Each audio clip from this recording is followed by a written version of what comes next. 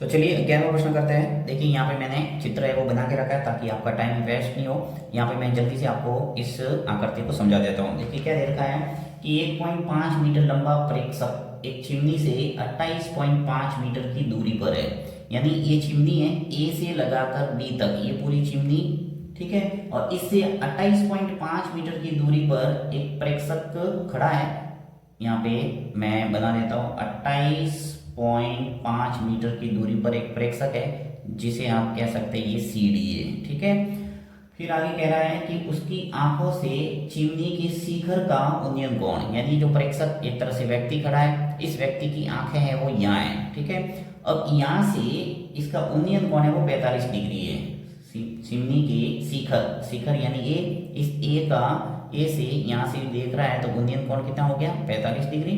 तो चिमनी की ऊंचाई बताइए, यानी एक तरह से आपको ए बी है वो निकालना है। ओके, तो बहुत ही सरल है। देखिए यहाँ पे आपको ए और बी निकालने के लिए क्या करना पड़ेगा, ए ही निकालेंगे और ई और बी आपके पास में है, क्योंकि आपके प्रेक्षक की लंबाई दे रखी है। प्रेक्षक की लंबाई कितनी है, 1.5।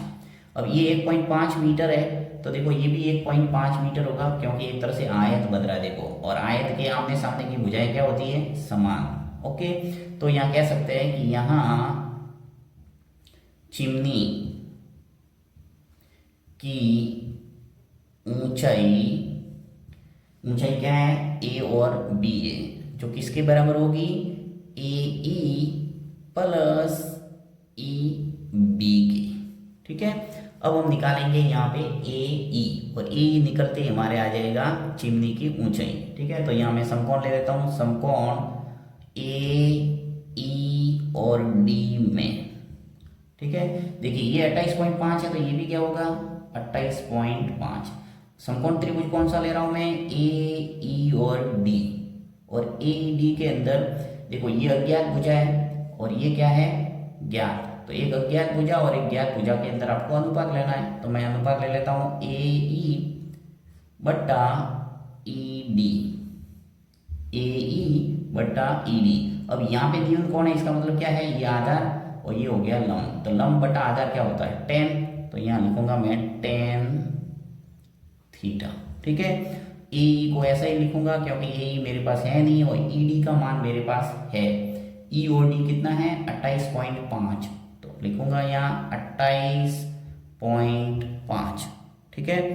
अब देखो यहाँ पे 10 और 10 थीटा, यानी उन्नयन कोण कितना है, 45 डिग्री। तो यहाँ थीटा के स्थान पर आ गया 45 डिग्री, ठीक। तो ए ई बट्टा आ जाएगा 28.5 और 10 45 का मान टेबल से आप लिख देना 1, ठीक है। 10 45 का मान क्या होता है, 1, यानी ए ई का मान मेरे आ गया 28.5। वज्र गुणन करेंगे, देखो 28.5 का गुणा 1 से होगा तो क्या आ जाएगा, 28.5। तो ए ई आ गया 28.5, यानी आपकी चिमनी की ऊंचाई आपके निकल गई। चिमनी की ऊंचाई क्या हो जाएगी, देखिए यहाँ लिखेंगे हम, यहाँ लिख लेता हूं मैं, चिमनी की ऊंचाई, और चिमनी की ऊंचाई क्या है, ए और बी, और ए बी क्या है, a e plus e b, right. और ए मेरे कितना निकल के आया है, 28.5, और ई बी पहले से है हमारे पास में, देखो ई और बी कितना है, 1.5। तो यहाँ लिखेंगे 1.5, राइट। तो इस ढंग से हमारा जो अंतिम आंसर है वो आ गया 30, यानी चिमनी की जो ऊंचाई है वो क्या आ गई, 30 मीटर, राइट। यानी 28.5 और 1.5 जोड़ेंगे तो क्या आएगा, 30 मीटर।